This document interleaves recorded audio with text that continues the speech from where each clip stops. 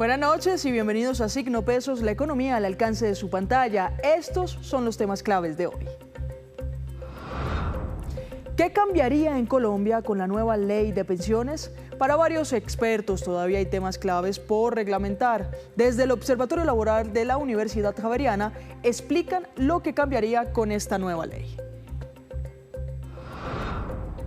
Inició la temporada vacacional de mitad de año. El turismo y los hoteles están listos para recibir a los viajeros. Más de 5 millones de personas se movilizarán desde los aeropuertos del país. Las transacciones por Internet y aplicaciones móviles van en aumento. El auge de las operaciones financieras no presenciales sigue sorprendiendo al mercado. Ya viene Víctor Grosso con todos los detalles.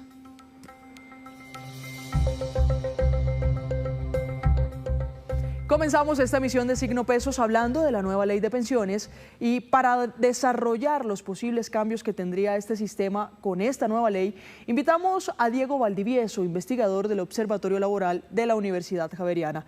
Profesor Valdivieso, buenas noches y bienvenido a Signo Pesos. Luisa, buenas noches, un gusto saludarte a ti y a la audiencia. Mire, profesor, iniciemos con algo. Primero, hay que decirlo, todos estamos a la expectativa de la entrada en vigencia de esta ley que ya pasó en el Congreso de la República y que se ha venido durante el último año emitiendo o expidiendo decretos de reglamentación. Lo primero que le tengo que preguntar para todos nuestros usuarios es ¿qué cambiaría para el trabajador que hoy cotiza formalmente en sus pensiones? Luisa, lo explico de una manera muy sencilla. Hoy en día, en vigencia del régimen que se está cambiando, cuando vamos a optar por nuestro camino pensional tenemos dos alternativas. La alternativa del conocido régimen de prima media con prestación definida y la alternativa del régimen de ahorro con solidaridad. Son dos formas de construcción de pensión, uno a través de una cotización cumpliendo unos requisitos de edad y de semanas mínimas cotizadas y el otro acumulando un capital. ¿Qué va a cambiar? Con el nuevo régimen ya no tenemos dos alternativas que compiten, sino el régimen nuevo nos plantea un único camino que se complementa. Por las primeras bases de cotización hasta 2.3 salarios mínimos, vamos a cotizar un sistema que se parece al régimen de prima media actual. Y de 2.3 salarios mínimos para arriba, el sistema se va a comportar de manera complementaria como ahorro individual. Entonces ya no van a ser dos autopistas o dos caminos, sino un único camino que se complementa para construir la pensión. Le voy a poner un ejemplo, profesor, para que seamos más dinámicos con las explicaciones. Juan Pérez es un trabajador formal y gana 7 salarios mínimos al mes. Él hoy está, por ejemplo, en Porvenir. Ahí está su cotización a pensiones. Pero Juan todavía no cumple las más de 800 semanas o las más de 900 semanas, sino que tiene menos de esas semanas cotizadas. Es decir que este nuevo sistema pensional entra a operarle a Juan, ¿sí? Y además, pues, tiene 40 años, 45 años, pongámosle. Él tiene, como persona trabajadora formal que cotiza a pensiones, que cambiarse de su fondo privado, ¿o cuál es el trámite que tiene que hacer? Es correcto, porque esta persona al no estar cobijada con el régimen de transición, anteriormente, como me lo explicas, estaba en un fondo privado toda la base de cotización, los 7 salarios mínimos. Ahora, ¿qué va a pasar? Sobre la base hasta 2.3 va a cotizar en Colpensiones y de 2.3 salarios mínimos hasta 7, él debe seleccionar algo que ya no se llama un fondo privado, sino una ACAI, que es básicamente una administradora de este pilar complementario. Y es allí donde tendrá que hacer esas cotizaciones complementarias sobre la base de 2.3 a 7 salarios mínimos. Y su punción se va a construir por los dos componentes, el componente que le reconocerá Colpensiones cuando cumpla los requisitos, que siguen siendo los mismos requisitos de edad y de semanas cotizadas, 62 años para los hombres, 1.300 para las mujeres, 1.300 semanas cotizadas y 57 años de edad para las mujeres, y las mismas 1.300, aunque las mujeres tienen un régimen que les disminuye progresivamente las semanas. Y en el componente de ahorro, que ahora estará en el ACAI, hasta que complemente, digamos, los requisitos para la pensión, va a poder posteriormente retirar ese componente de ahorro a través de un sistema de una renta que se retira hasta que cumpla pues básicamente Sí. su expectativa o sus condiciones de vida. Pero profesor, si su fondo privado, que es el que ya mencionamos, ya fue autorizado para hacer una AKI, ¿tiene que él hacer algún tipo de trámite o eso de manera automática cuando entre en vigencia la ley se va a realizar? Ya en este momento las cartas de selección de la CAI ya están resueltos. Los que estaban en el fondo, si no hicieron la selección, permanecen en ella porque digamos que se mantiene esa condición, pero ellos pudieron haber seleccionado un fondo diferente, una CAI diferente. Sí. Ahora hablemos de lo que cambia, por ejemplo, para las empresas formales, que recordemos cuando uno está con un contrato de término indefinido, la empresa se hace cargo de esas cotizaciones, de gran parte de esas cotizaciones al sistema de seguridad social. ¿La empresa qué debe tener en cuenta? ¿Ya saben cómo operar? Bien, eso hace parte de las reglamentaciones que se están implementando porque efectivamente tienen que haberse o realizarse unos ajustes en la planilla. Esos ajustes están en proceso de implementación y lo que va a terminar sucediendo es que la cotización se sigue realizando a través del PILA, pero a través de una planilla que complementa esta forma de entendimiento entre el componente de prima media con el componente de ahorro individual. Digamos que desde un punto de vista operativo, las compañías no van a sentir, entenderíamos nosotros, mayor traumatismo o un mayor cambio. Sin embargo, hay algunos ajustes que son detalles que son importantes que se te tienen que tener en cuenta. Por ejemplo, en el caso de los trabajadores dependientes, es decir, de mis empleados, la porción de la cotización no está cambiando, pero sí va a cambiar el monto del fondo del aporte de solidaridad pensional, que no es a cargo de la empresa, sino a cargo del trabajador, digamos, dependiente según el monto de su cotización. Entonces ahí vamos a ver unos ajustes en una mayor cotización por ese componente del fondo de solidaridad pensional. Y otro cambio que pueden sentir las empresas en relación con sus prestadores independientes de servicios, esa figura del contrato de prestación de servicios, es que las empresas van a tener la alternativa de poder ser ellas las que hagan la gestión del pago ante la planilla del aporte del trabajador independiente, no por cuenta de la empresa, sino por cuenta del trabajador independiente, solo que la gestión administrativa se va a realizar a través de la compañía o en la empresa, que es una alternativa que permite este nuevo régimen pensional. Muchas personas estaban preocupadas al inicio de esta propuesta de reforma pensional por el uso de los recursos ya acumulados en cuanto a pensiones. Se conoció que el Banco de la República va a jugar un papel muy importante en ese punto en específico. ¿Cuál es el funcionamiento del Banco de la República y cómo quedó definido en la ley?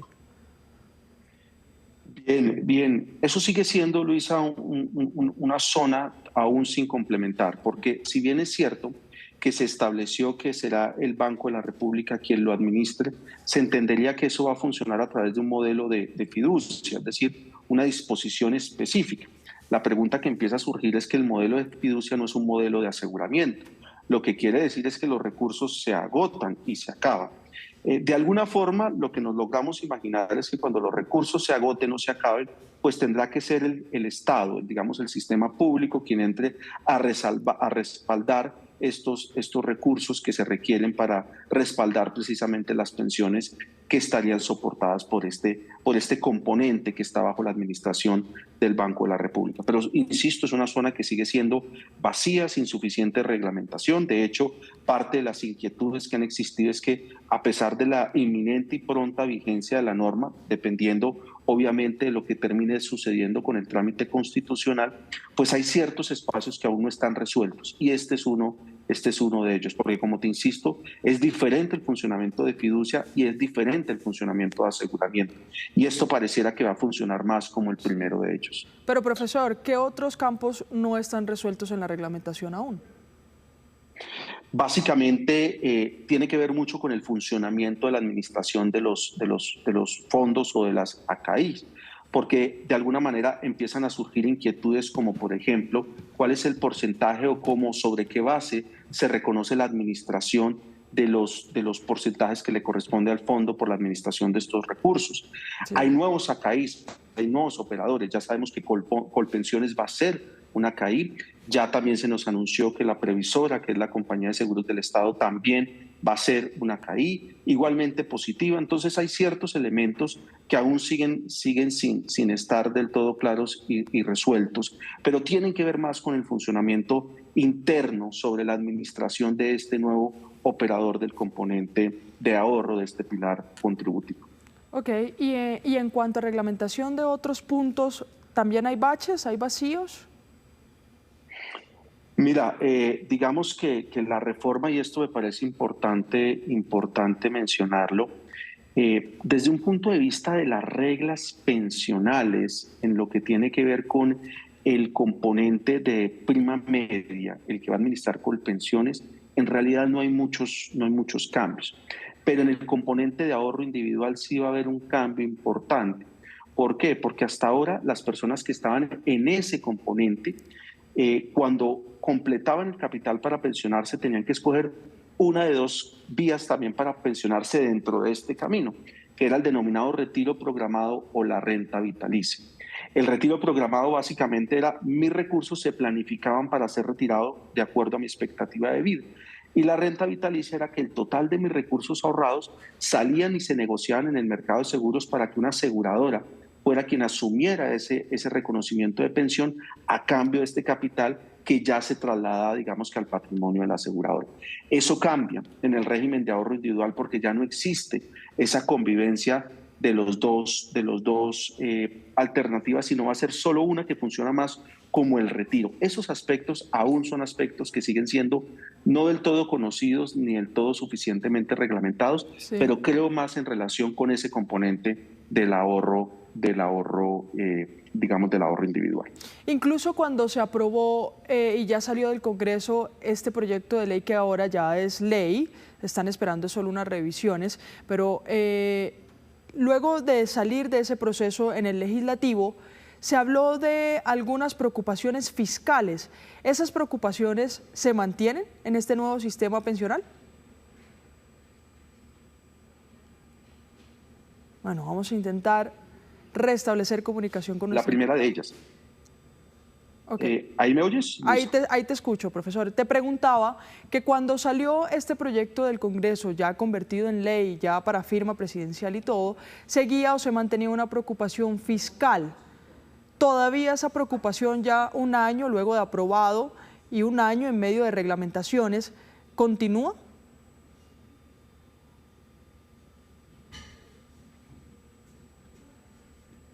Hay dos fuentes de inquietud o de preocupación.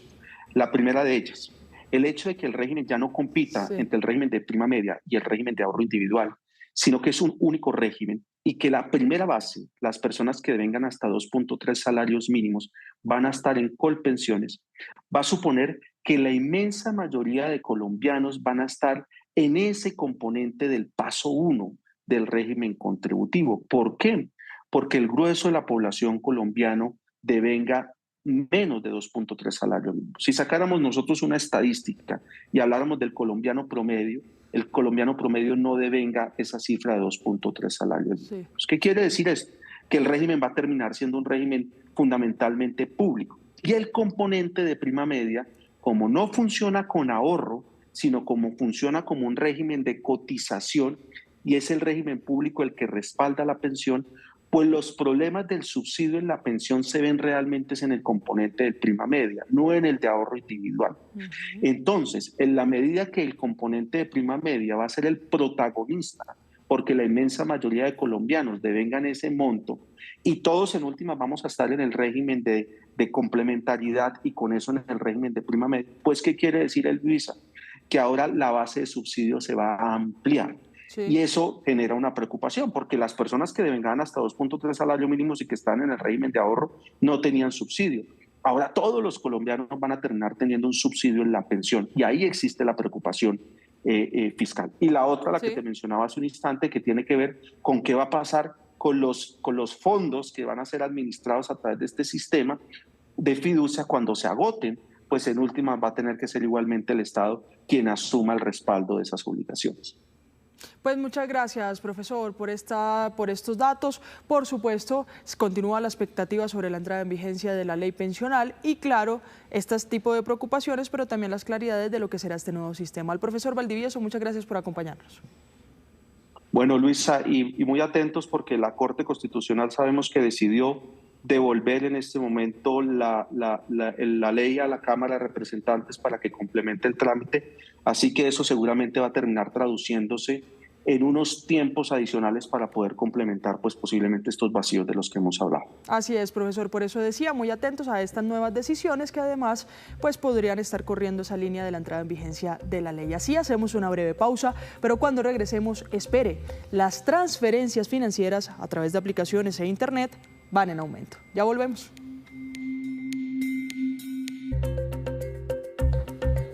Gracias por continuar con nosotros en Signo Pesos. Otro tema que ha marcado este mes es la temporada vacacional de mitad de año. Para hablar sobre esto nos acompaña el presidente de Cotelco, José Duarte. Presidente, muy buenas noches y bienvenido a Signo Pesos. Buenas noches, Luisa. Muchas gracias por la invitación. Mire, presidente, sabemos que este fin de semana que pasó inició esta temporada vacacional, se empezaron a mostrar pues los movimientos, las movilizaciones de pasajeros, especialmente desde los aeropuertos del país a los hoteles del país. ¿Cómo les ha ido? Bueno, lo primero, Luisa, para significar, esta es una temporada vacacional muy importante. Evidentemente, julio es el momento de muchas personas para poder aprovechar estas vacaciones. Familias que se desplazan por Colombia y muchos turistas internacionales que vienen a conocer nuestro país. Habiendo dicho esto, por supuesto, nosotros hemos venido haciendo algunas proyecciones de cuál podría ser el comportamiento, y ahí es donde quizás podemos hacer ahora un Zoom con usted, pero sin duda alguna, Luisa, es una temporada vacacional e invitamos a todos los colombianos a que conozcan su país, a que conozcan su territorio. Sí, presidente, ¿y esas proyecciones qué les muestran por ahora? Bueno, nosotros básicamente hemos tomado en cuenta el comportamiento de los meses anteriores y hemos cruzado la información que tenemos disponible con el año anterior y este mismo periodo, junio y julio. ¿Qué encontramos ahí? Encontramos un comportamiento en un escenario moderado de disminución de menos 0,19 puntos porcentuales.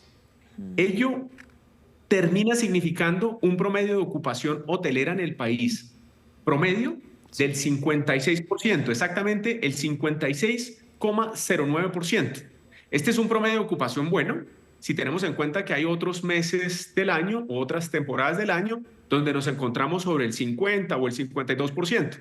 Es por ello que digo que esta es una temporada importante. Pero si lo comparamos con el junio y julio del año anterior, vemos casi que un comportamiento igual, ligeramente menor, pero que esperamos, por supuesto, más bien a la luz de la movilización de los turistas nacionales e internacionales, ojalá terminemos planteando un comportamiento ligeramente superior y no tanto como lo estamos marcando ahora desde las proyecciones. Sí, usted me había mencionado en otros escenarios que últimamente las personas habían tomado la tendencia de comprar o de reservar su hotel a última hora, en último momento. ¿Puede que esté pasando eso?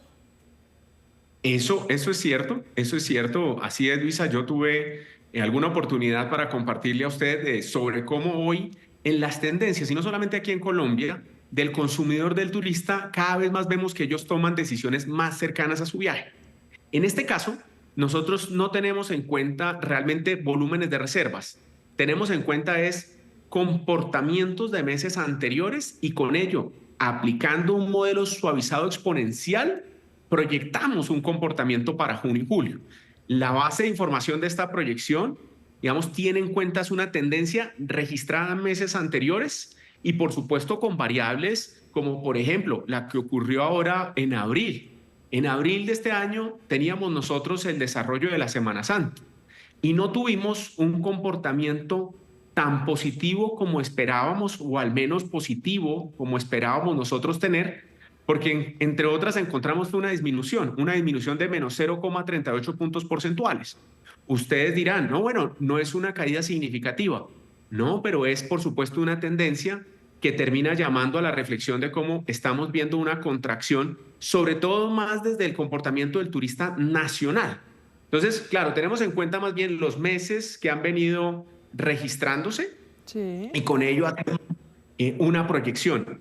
Esperemos que, por supuesto, más colombianos terminen decidiendo, además en estas mismas fechas, viajar aprovechando estos puentes festivos que se vienen y que son importantísimos para las regiones. Este es un momento importante para los colombianos y creemos nosotros que aprovechando además capacidades no solamente de conectividad aérea, sino de conectividad terrestre, con vías, por ejemplo, como la del Sumapaz, que se entregó ahora para la Semana Santa, esperemos también movilizar más colombianos en esta temporada y con ello estimular el desarrollo económico de las localidades o de las comunidades. Sí, mire, presidente, ¿cuál creen ustedes, según lo histórico, según las cifras históricas que también han revisado, serían esos destinos que más llaman la atención? Mire, nosotros hemos hecho en la proyección una estimación de cuál podría ser, si se quiere, las regiones que tienen un comportamiento positivo. Y tenemos en primer lugar a Magdalena. Magdalena, por ejemplo, crecería en cerca de 2,1 puntos porcentuales. Tenemos Tolima y Alto Magdalena, que crece con 2,16 puntos porcentuales.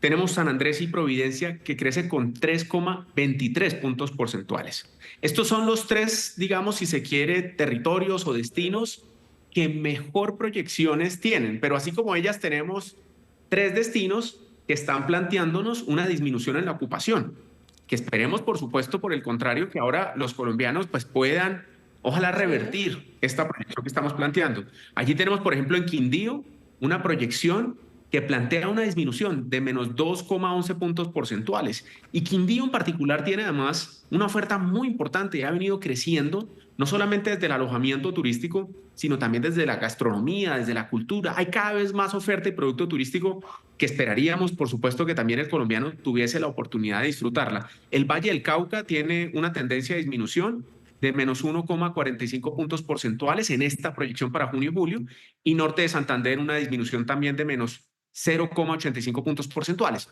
Entonces, un poco el comentario allí es, Luisa, esto es lo que plantea la proyección, pero nosotros esperaríamos es que ojalá todos los colombianos tuviesen y se diesen la oportunidad de recorrer su país. Cada vez más el país está creciendo mucho en oferta turística, en producto turístico, fortaleciendo sus capacidades en turismo de naturaleza, en turismo gastronómico, en turismo cultural, deportivo y, por supuesto, con prestadores de servicios turísticos que también representan calidad, seguridad, confianza y que hacen lo mejor para poder entregar experiencias memorables. Sí. Yo en esto creo, sin duda alguna, que entre más podamos hacer esfuerzos para que estas tendencias no sean las que terminen cerrando, y ojalá los destinos terminen reportándonos en agosto un muy buen cierre de junio y julio, pues es lo que realmente este sector estaría esperando, y sobre todo las familias que están detrás de cada una de estas empresas prestadoras de servicios de alojamiento turístico y en general empresas del sector turismo del país. Pues, presidente, ojalá les vaya muy bien y que sea esta una temporada de una reactivación económica exponencial, porque además ayuda a la economía del país. Gracias por estar acá.